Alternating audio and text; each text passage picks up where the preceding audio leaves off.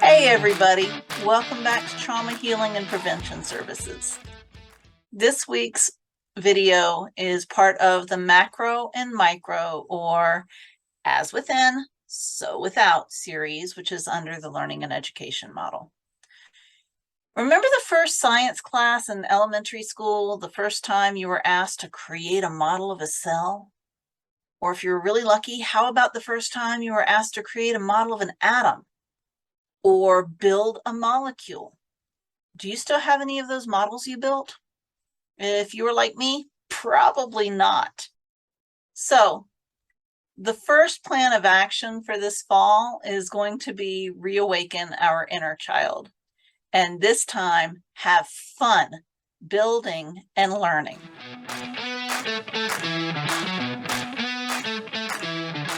Even smaller than cells.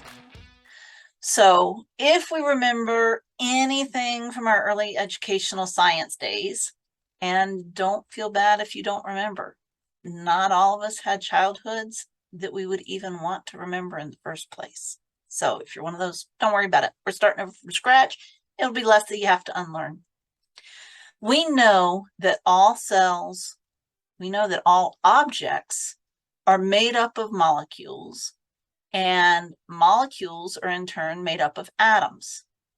So this week, let's have fun making models of molecules and atoms. Contrary to popular culture, we live in a chemical world. Everything is chemistry because everything is made up of atoms. The atoms work together to make molecules. The molecules work together to make larger objects. So the air you're breathing, it's chemical. It's oxygen mixed with other things like hydrogen, and I don't even remember the breakdown on all the rest of the trace elements. So during 2016, most of the globe became familiar with hearing water is life, or at least I hope you did. And I hope you didn't tune it out, because while it was very politicized, with Indigenous water protectors from around the globe traveling to Standing Rock to stop the Dakota Access Pipeline from contaminating Lake W.A.V.E and the Missouri River, the reality is water is life. 80% of this body is water. So if we don't have healthy water, we don't have healthy anything. Lack of transparency on the part of the Army Corps of Engineer and Energy Transfer Partners has led the Sioux Nation to excuse themselves as a collaborating entity in a new environmental assessment, as one can't be an informed partner or an informed collaborating entity if the other parties refuse to share accurate information. So all of us who are watching the media for information, what we're getting probably isn't very close to accurate. And as soon as I get permission from YouTube to share one of their video series, I will be doing a series on how to discern if the information you're getting is accurate, how to validate or how to disprove the information that you're being given.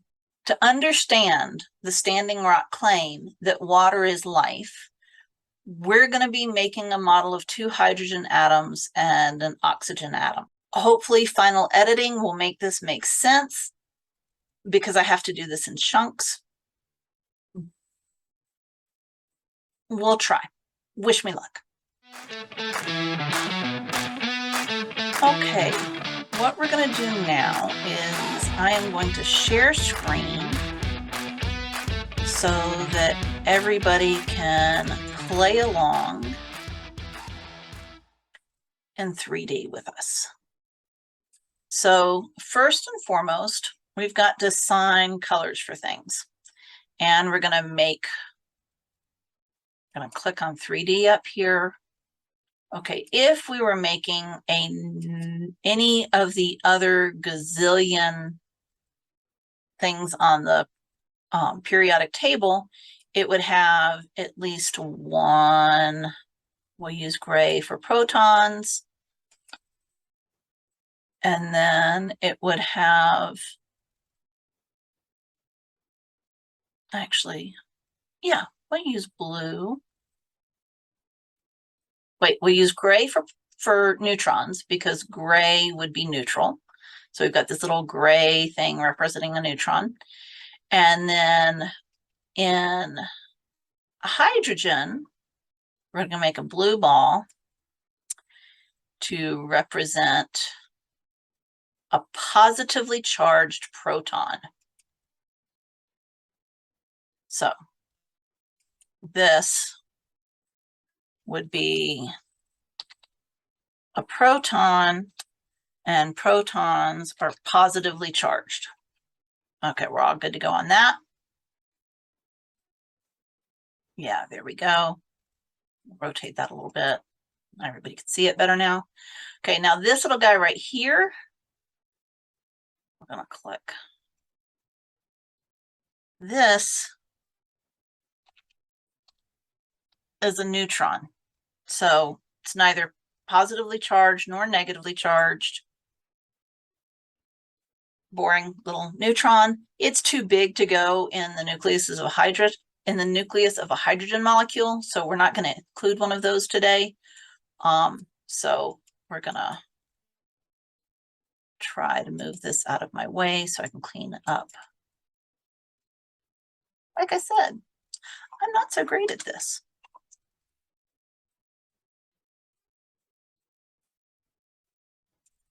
Okay, let's try moving this again. Get that out of the way. Here's our example reminder of what a proton is going to be represented by. Here's what a neutron, which we will not be using for our hydrogen molecule. We're going to click back on 3D shapes. So here's our hydrogen molecule. We're going to get rid of our canvas. So this is like looking at space. Now, hydrogen molecules have a single proton and a single electron, which I should probably do something to represent an electron.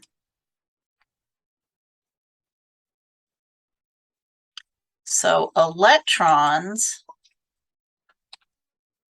are tiny and they are negatively charged. And we will represent our electron with a tiny little dot. Can we see the dot? No, that's about accurate. Can't see the dot because they're that small. There is a reality that there's like a greater than 90% chance that an electron is going to be found in this area right here, very close to the proton of the hydrogen atom. Not quite as likely, but the hydrogen atom could have its electron as far out as over here where the cursor is. Like literally, there's no way to know for sure where the electron is that's negatively charged that runs around this lovely little, this hydrogen proton. We were probably, most of us in class, taught that it looks kind of like this. There we go. So we were probably, most of us, taught that the hydrogen atom, that the hydrogen electron was going in a circle revolving around the hydrogen proton, kind of like the Earth revolves around the sun that's in the center. The problem with us being taught that is this was based on our understanding of gravity, and electrons are negatively charged, protons are positively charged. There is no gravity involved in this model. It's the fact that negative and positive will attract each other.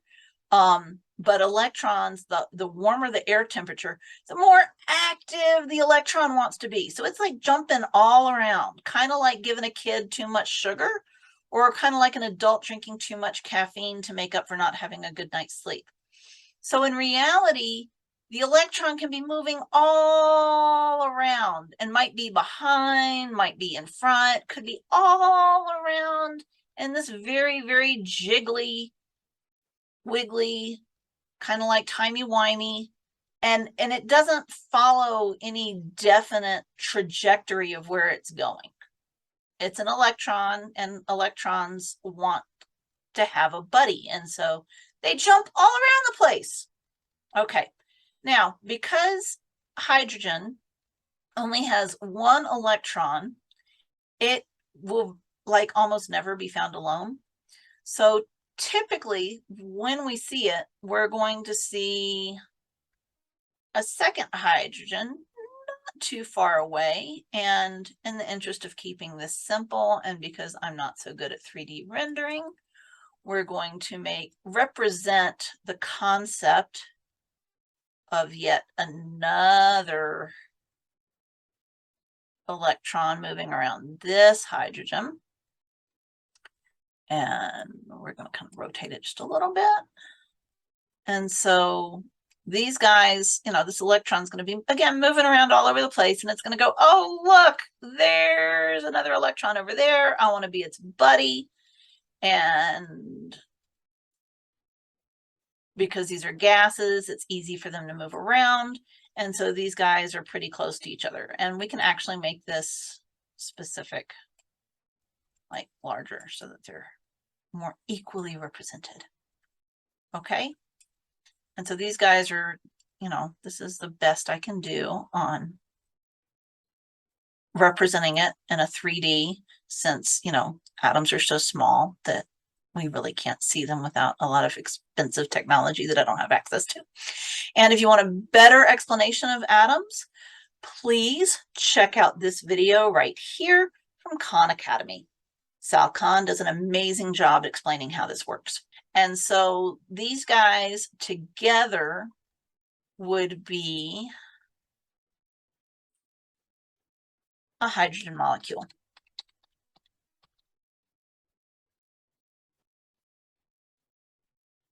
Okay, so we've made that fairly simple for everybody, I hope. Okay, next one we're going to work at. So we see how these two hang out together, and they're buddy-buddy. And then to make life easier for me, I can multi-select and include those, and this, and this. And then, because, you know, nobody likes to be alone, we can control that, copy it. And now, lo and behold, we have two hydrogen molecules. Look at how nice and nifty that is. Okay. Hydrogen by itself is not particularly useful for human beings. We need something called oxygen to go with it. So in the interest of that, we're going to change colors a little bit. And this is going to be a proton for oxygen. Okay, so there we go, a little proton for oxygen. Electron is still too tiny to be able to see. That'll be kind of represented loosely, the concept of it with that little circle. So when we're making an oxygen molecule, we're going to have, and this is going to get tricky. So oxygen is going to have eight of these protons. So one, we're going to have 8 of these.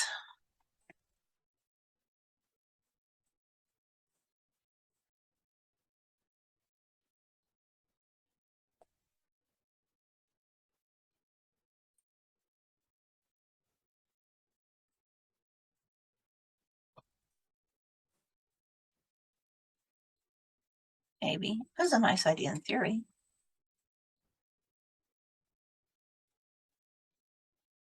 Yeah, here we go. So 8 of these lovely 1, 2, 3, 4, 5,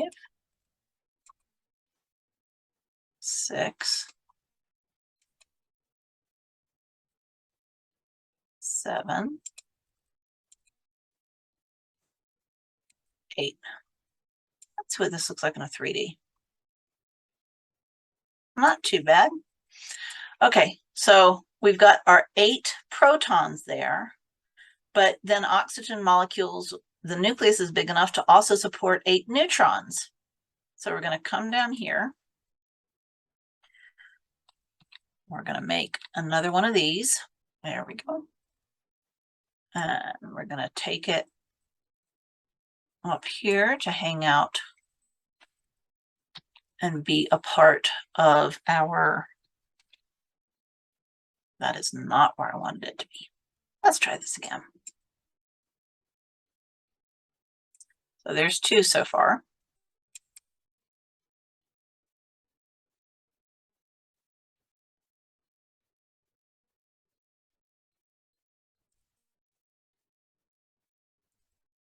Let's find out where this one is. There we go. And then we're going to want to move this one because it's actually, you know, in the nucleus, not just hanging out on its own. And this is the problem with 3D stuff, is you're looking at it from multiple perspectives on a flat 2D screen. It makes it a little bit confusing. So we've got 3. We need 5 more. 1, 2, 3, 4, 5. Okay, so we're going to make these guys be a part of our little oxygen molecule here.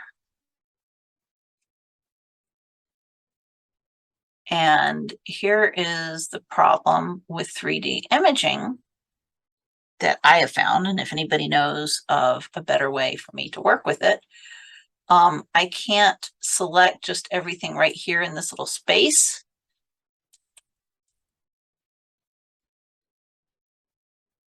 To turn and look at from multiple angles. So if anybody knows how to make this easier, please let me know. So here we have our oxygen molecule, or our oxygen atom.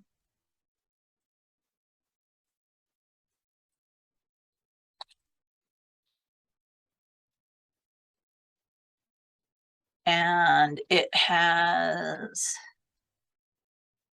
8 protons, 8 neutrons, and 8 electrons.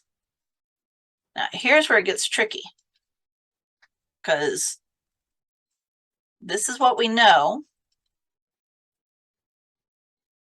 And then we have to be able to convert that. Can I move this over to here? Nope, then you're not going to be able to see it. Okay. So this is the information we know about the nucleus. It's got 8 protons in it, the red ones. It's got 8 neutrons, those gray ones. Now we've got to figure out how to make a representation for those 8 electrons, because just like over here with hydrogen, they're not actually rotating around the nucleus. They're jumping all over the place. So instead of just one jumping all over the place, there's 8 of them jumping all over the place. And the way we visualize this in a lot of our models is that we have, we're going to go back to the red. We're going to visualize that we have 2 that stay pretty close. Right, so here's 1 electron that we're going to pretend is going, you know, we're going to visualize it as staying at pretty close around our little model there. And here's another electron that we're going to visualize and pretend stays, no, with its little buddy. Actually, let's make this one go up. There we go. We're going to pretend it stays with its buddy here, kind of close to that nucleus.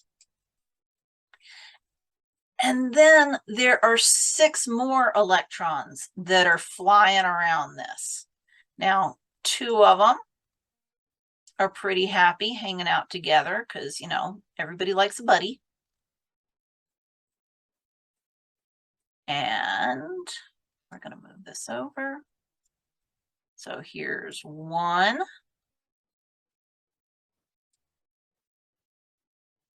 And then here's another one.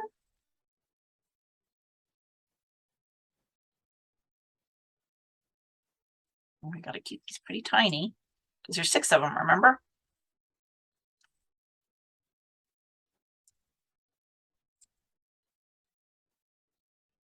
Okay, so here's this one going up in there. And then we're going to have to kind of get an idea of it like that. And that one needs to be adjusted so that, you know, they're representational. This is not exact art or even close to exact science, but you got a pretty good idea of how these things are moving around. Okay, and then we've got 2 more. You know what? I really should have made those gray. So let's change that because, you know, or black. We'll do electrons as black. Or here we go. So there's that one. And then we'll do a slightly different color so that it's easier to differentiate what's where. So these are little electrons zapping around.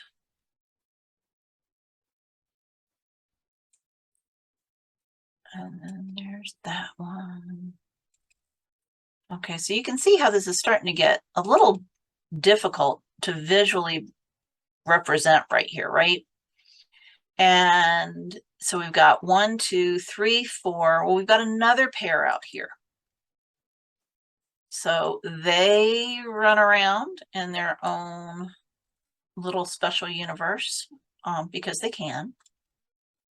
And so we're kind of going to do this number with them. All right, so there's that. And then we're going to make sure it's actually semi around the nucleus. Okay, and then, so we're at 1, 2, 3, 4, 5 electrons being represented so far. Let's come up with another one. So can we do, nope, I cannot. All right. So we're going to do, we've got 1, 2, 3, 4, 5. This guy right here needs a partner. So we'll give him a slightly different color partner so it's easier to see him. And again, you know, this is probability that they're inside this space. It's not guaranteed. It's a probability that they're jumping around like extremely hyperactive kids or adults.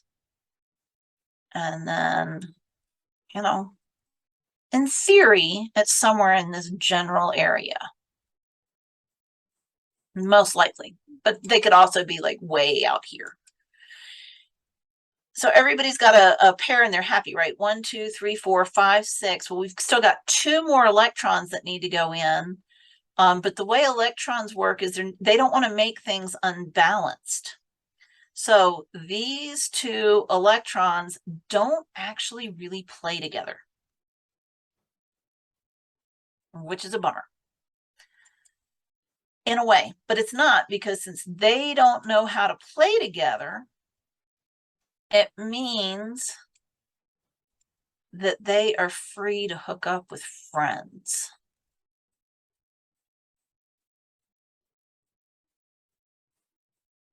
All right, so we're going to do a little bit of, there's that. Because, you know, I want to make this easy for everybody to see. So we've got this one, and then we've got another one that we're going to create.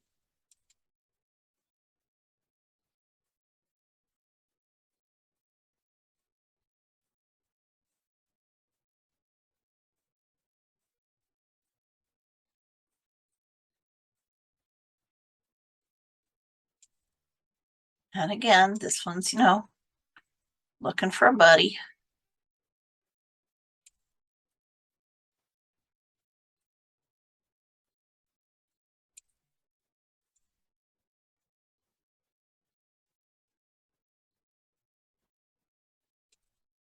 Okay, and now we're going to make sure it's like more or less in the general vicinity.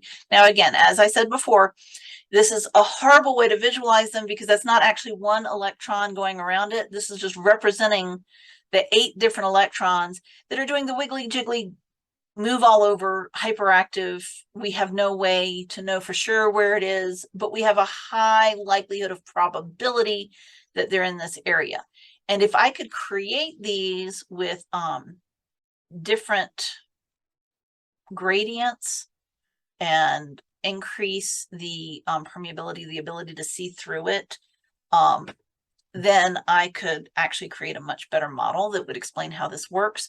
But I can't control the density of the color on any of these. So I can't create spheres. I can't create, oh, look, in the center here are 8 protons and 8 neutrons. And then inside this much larger ball is a representation of the predictability of where the electrons are going to be. So I'm doing the best I can with a limited resource to demonstrate that in the center we have 8 protons, we have 8 neutrons, and then rotating all around it, moving all around, jumping around like, you know, crazy hyperactive stuff, we have 8 electrons moving around. And we've got these 2 electrons that want friends. Now, remember over here with the hydrogen molecule? We're getting ready to come to that. Let's see if I can do this in a way that makes sense. We're going to leave these guys here because there is no way for me to group just this stuff right here together. So we are going to bring over this hydrogen. So the hydrogen proton is going to come up and we're going to kind of get it engaged with one of these. There we go, like that. And then we're going to bring over, if I can remember how to click on it, this proton. So first I brought over the electron. I might have said that backwards because I am having one of those days. So here's our hydrogen proton. And here is a representation of where we're likely to find that hydrogen electron. And it's going to be anywhere in between here and that hydrogen proton right there, anywhere in that spherical area around it. It's 99% probability that we would find it. So now this oxygen electron has a buddy, but remember we have this other oxygen electron that wants a buddy. This person over here is kind of lonely. So we're going to take this hydrogen electron representation and we're going to bring it over so that we can introduce it to the oxygen electron. And then we're going to slide it until we have, there we go, their predicted paths cross. And then, you know, the hydrogen proton doesn't want to be left behind, so it's going to go over there and join the party. And we're going to actually bring it into the party. And so there we go. We have the most likely places for these protons for both hydrogen and oxygen, and these electrons for both hydrogen and oxygen, and then those gray neutrons representing the neutrons in the middle of the oxygen. This is the most likely way that they would kind of be hanging out and playing together. The best way that we can represent it so that our brains that are limited by our experiences can actually understand and comprehend it. Hopefully, I didn't confuse anybody too much with that because this is not my forte. So now that I've explained all of that, and now that we know what we're working with, we can pause the video here so you can go and make your hydrogen molecules out of 2 different hydrogen atoms. And you can make your oxygen atom out of 8 protons, 8 neutrons, and 8 electrons. And I can actually bring that. Come on. Maybe. Yep, I can do it there. So therefore, I maybe can't. There we go. bring this forwards so that everybody can see it. Okay, so there you go. That's what we've got working over here. And so when we add these two hydrogen atoms, or bring that hydrogen molecule over, and it breaks apart an oxygen molecule, which I can draw on another page, then we end up with a water molecule. So I will try to reproduce an oxygen molecule. So give me just one moment. Let me see what I can do.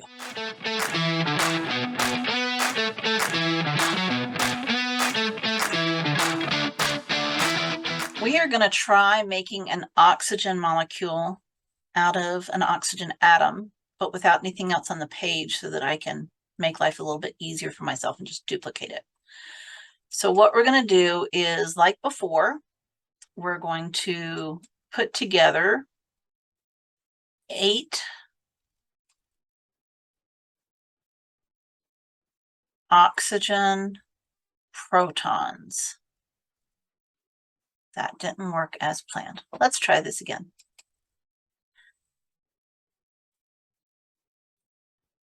Okay, everybody, we are going to create 8 spheres of gray to represent the 8 different oxygen neutrons, because gray is neutral. So 1, 2, 3, 4, 5, 6, 7, 8. Let's see. Yep, we can move them around. All right. And then we're going to create 8 red oxygen protons, because protons are positive. 1, 2, 3, 4, 5, 6, 7, 8. Okay, now comes the fun part. We're going to move them around and try to get them to kind of interact about the way the nucleus in an atom would.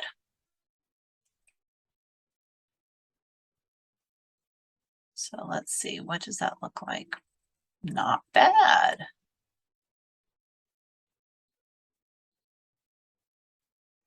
Except we forgot one thing. That's going to be a little bit difficult, but here we go. We're going to select all. We're going to group them and move the whole group. Okay, now in the middle, let's see if I can figure out which. Yeah, see, I told you this is not as easy as it sounds. Now in the back, I'm going to ungroup. I'm going to see if we can figure out which. Yes, 1.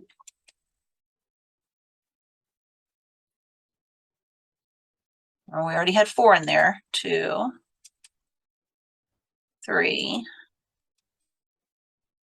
4. Now we get to do the fun part. 1, 2. Okay, so there's 5. 1, 2, 3, 4, 5. There's 4 of these left that need to go in, I think. Oh, 5. Okay, so we've got 1, 2, 3, 4, 5 of these. We've got 1, 2, 3 of those in there. We are now going to work on creating that nucleus, which might be a little bit tricky. So we're going to select 1, select all, group, rotate it a little bit so we can see where things are having trouble. And now we get to try to put them all together. So we're going to ungroup. I'm going to take 1, we're going to put it in.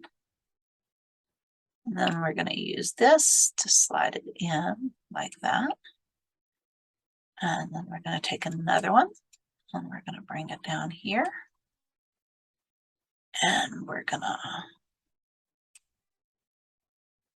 to select all. and group and turn. Just when you thought that life had gotten easier in art, you discover it is not true. Ungroup. And then we need to move that one in. And then we need to move this one in. We need to look at our 3D model to figure out how things need to go together. And see, aren't you glad that you don't have to do this on a daily basis? I have huge mad respect for people who do 3D rendering on a regular basis. Okay, we're going to select all. We're going to group. We're going to try to look at this from another perspective. Yeah, it wasn't quite what I was going for. Okay, that needs to go into there. I need to bring this over. So how was everybody's weekend while I try to figure out how to do this stuff? And now you can understand why on the original video that I did that I didn't like try to move this, because there's no way to get them all together as one would hope.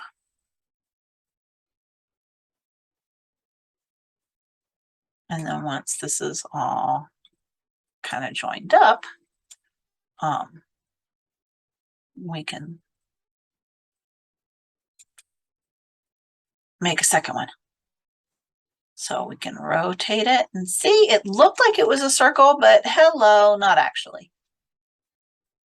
Now we got to ungroup.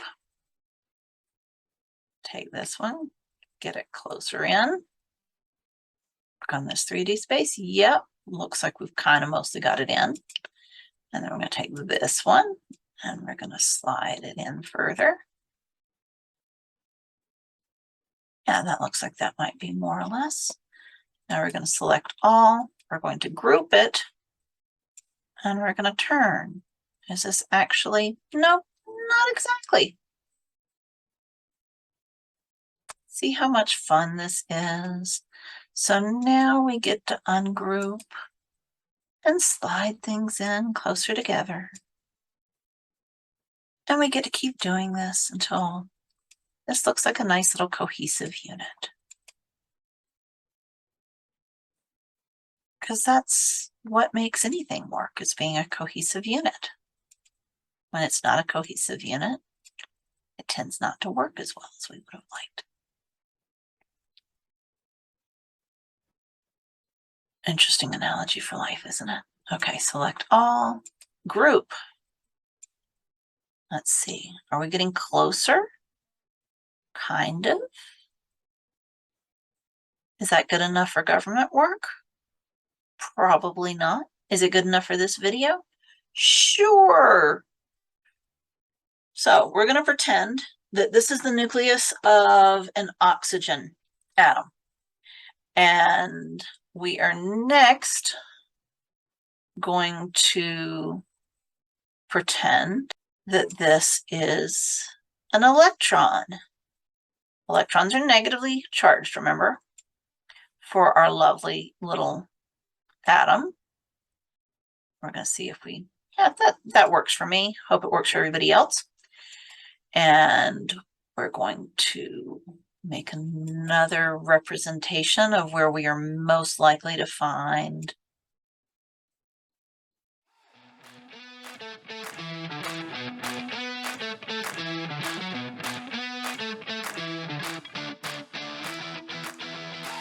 Okay, everybody, we let the computer have a little bit of a rest. It was tired and it's working again now. And we are going to play with our oxygen molecule some more. So this is the representation of the most likely places to find that second electron for our oxygen atom that we're building, our model of our oxygen atom. And we're going to group it all together And that way I can move the whole thing down here. So we have a little bit more space. And we can rotate it a little bit. And see how that nicely represents, you know, these are the areas that we're most likely to see that little electron. And I can actually label it just to help us out. Maybe not. Text right there. Okay. So this is the representation. We're going to label it an E. We're going to put a minus sign beside it. And that is our handy dandy. These are our handy dandy little representations of our where our electrons are most likely to be found. They don't actually go in an orbit around the nucleus that contains the 8 neutrons and the 8 protons. But it's a general representation that most of us are familiar with, and hopefully we can use this representation and also use accurate language to update our knowledge so that we can make more informed choices in the future, because this all kind of ties into things. So we've got 2 of our 8 electrons. We need 8. We need 6 more. So we're going to bring a tube over. We're going to make a representation of a tube that's even larger. There it goes. And then, like I said, we need 6 more. So here's 1. We're going to create 5 more. 1, 2, 3, 4, 5. Okay, now we're going to take each one and bring it down here to put around our lovely little nucleus. Try to make sure, yeah, not bad. Not bad at all. I kind of would like it. There we go. See how the graph kind of moves to the nucleus, so we know that everything's in the rough general area. And we can rotate that a little bit, and then we can come and pick up a second one from up here. So we've got 3. Now we've got 4.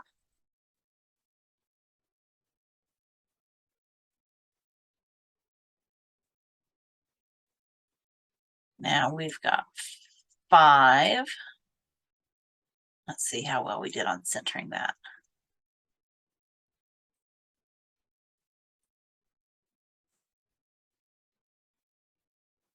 Let's select all and group. Make it smaller. How are we doing here? Not bad at all. Okay. Now we're going to take, so 1, 2, 3, 4, 5. We're going to take this one. We're going to ungroup. I'm going to take one of these guys up here. We're going to bring in number 6.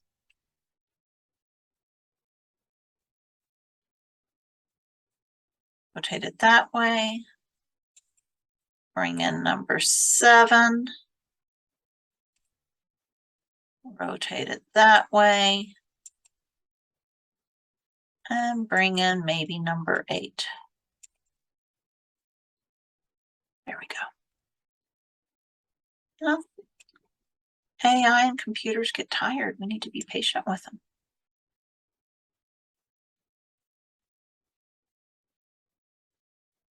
Okay, and now we're going to look and see how we're doing at getting things centered.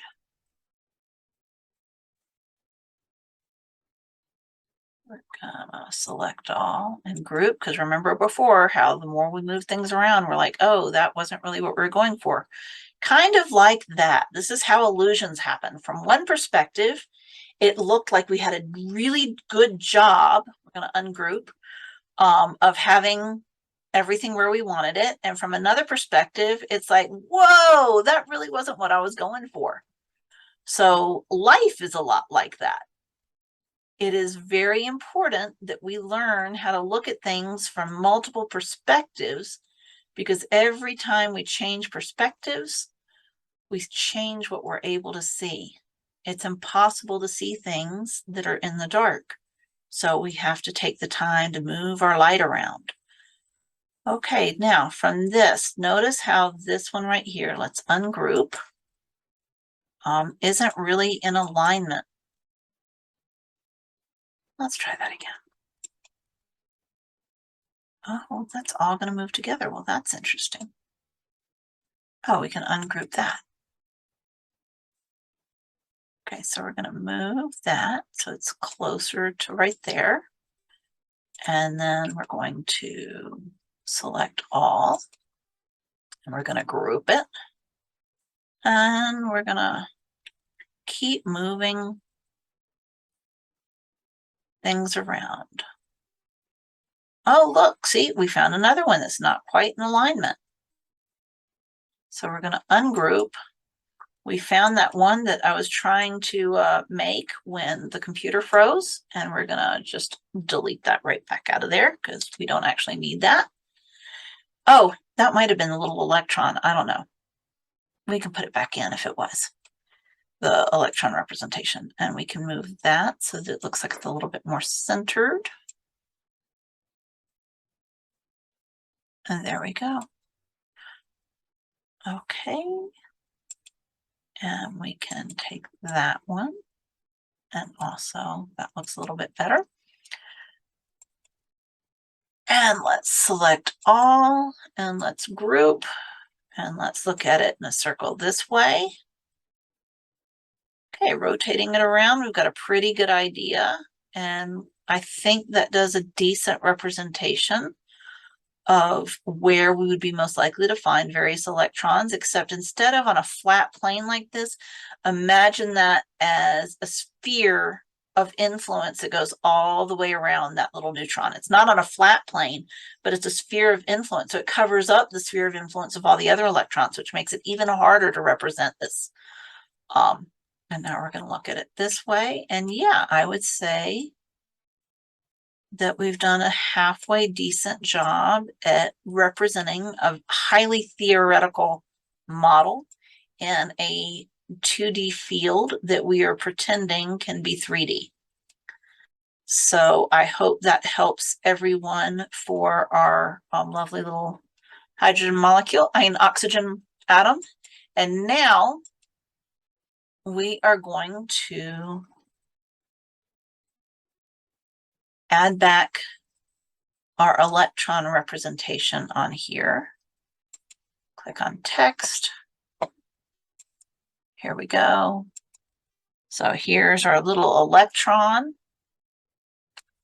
which is negatively charged.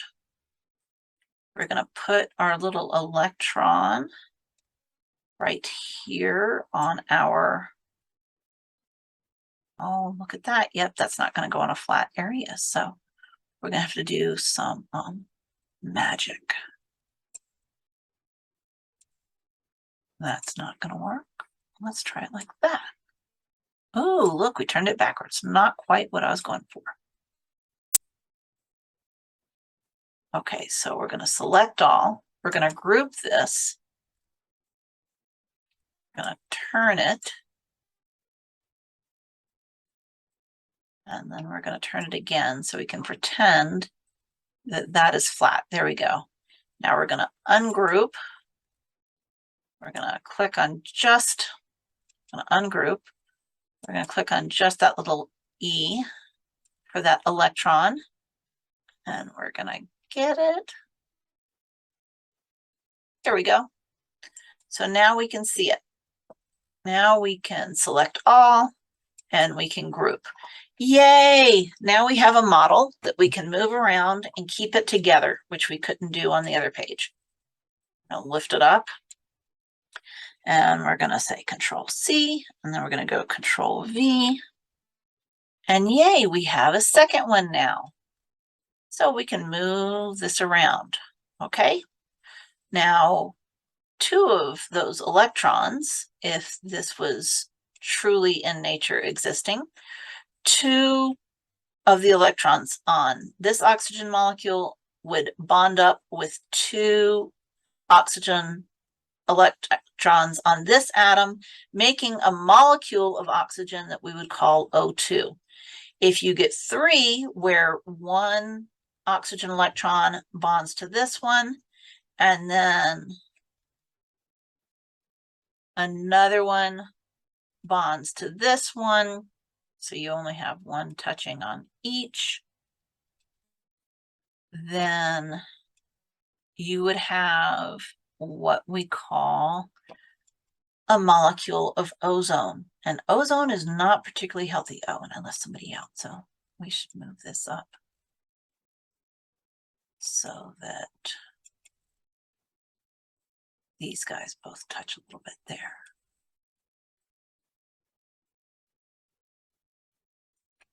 Get touch. You just want to reach out and touch someone.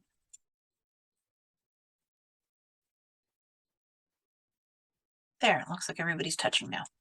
Okay, so 3 oxygen atoms together would make a molecule of ozone. And we've all heard about how ozone can be damaging. So this gives you an idea so that we can have like a visual representation. So if you're at home, you can build this oxygen, a single oxygen atom. You can build 2 oxygen atoms and join 2 electrons on each of your atoms together to 2 electrons on the other atom and make a molecule of oxygen. Or you can make a third one and join all 3 of them together, and now you have a physical representation of ozone. So as we go deeper into fall, you have something physical to look at instead of just these theoreticals in our head, which are very hard to wrap our head around.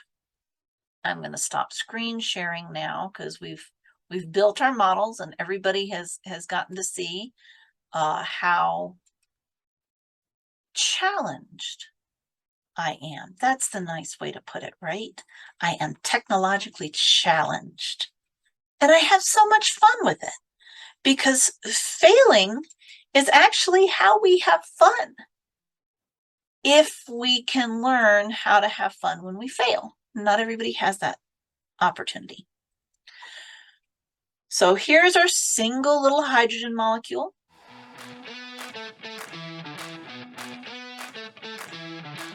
Take 23.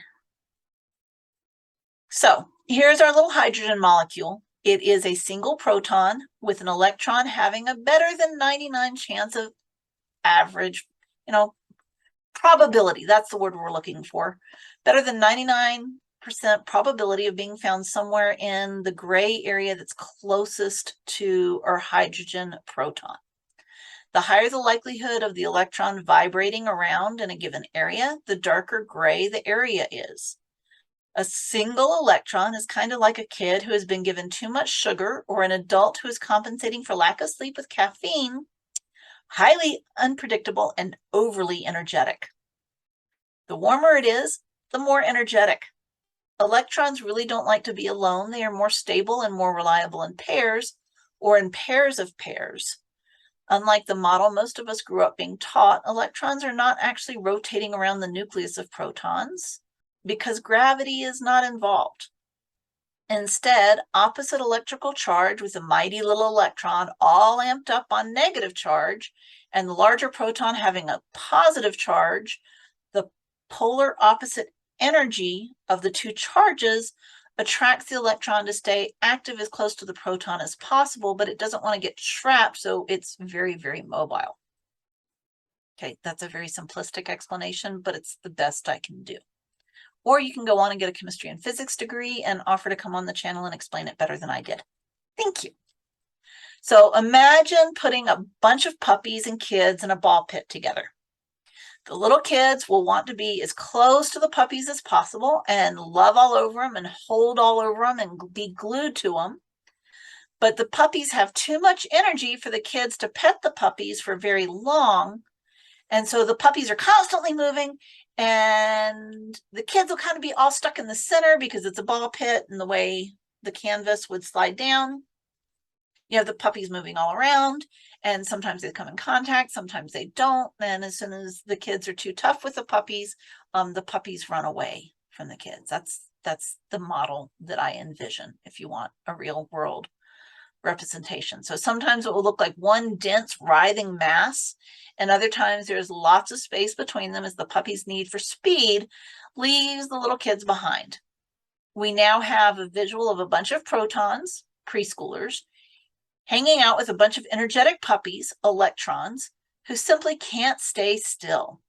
Same probability concepts for electrons moving around a preschooler, proton. Hydrogen is the smallest atom we are aware of and hates being isolated. So we will find them making the simplest bond in the smallest molecule, an electrostatic bond where the two electrons share space around the very close neutrons.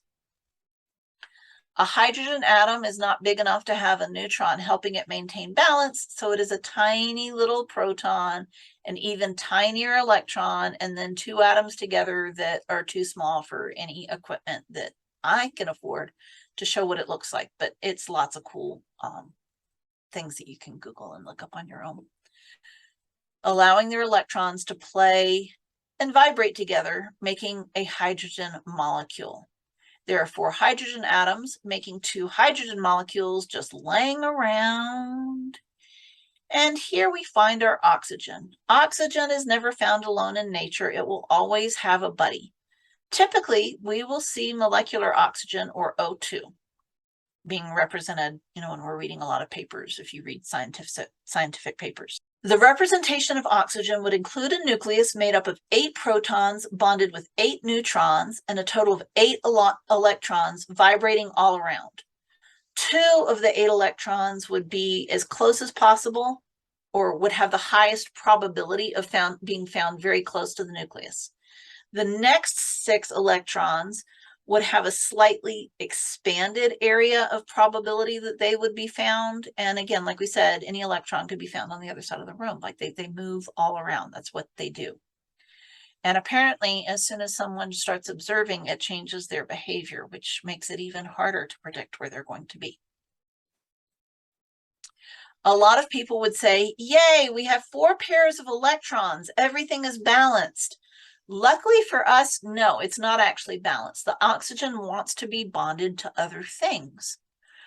So the little oxygen atom would say, no, we feel very unstable. Not as unstable as hydrogen over there, but the pair of electrons closest to us don't want to play with the other 6, and the other 6 don't want to be just 3 pairs. They really want to be 4 pairs. So we've got 2 great pairs and 2 singletons, like looking for a friend. If we introduce a couple of pairs of hydrogen molecules, then people will, or atoms, will separate out, and we end up with an oxygen with 2 hydrogen buddies. And now everybody really is happy. As I said before, together, H2O makes a molecule of water, or depending on how I edit, I didn't say before, I might say it later, it might get edited out, I don't know. Anyone who wants to reawaken their inner child's joy of discovery, Sal Khan on Khan Academy does a great job explaining atoms, molecules, and chemistry. Please check out the video here. For everyone who feels that chemistry is the subject equivalent of forcing kids to eat okra, I'll be releasing a chemistry translation to animal lovers in the future. I promise. It would have been done earlier, but I'm still hoping, fingers crossed, that I will be granted permission to use a certain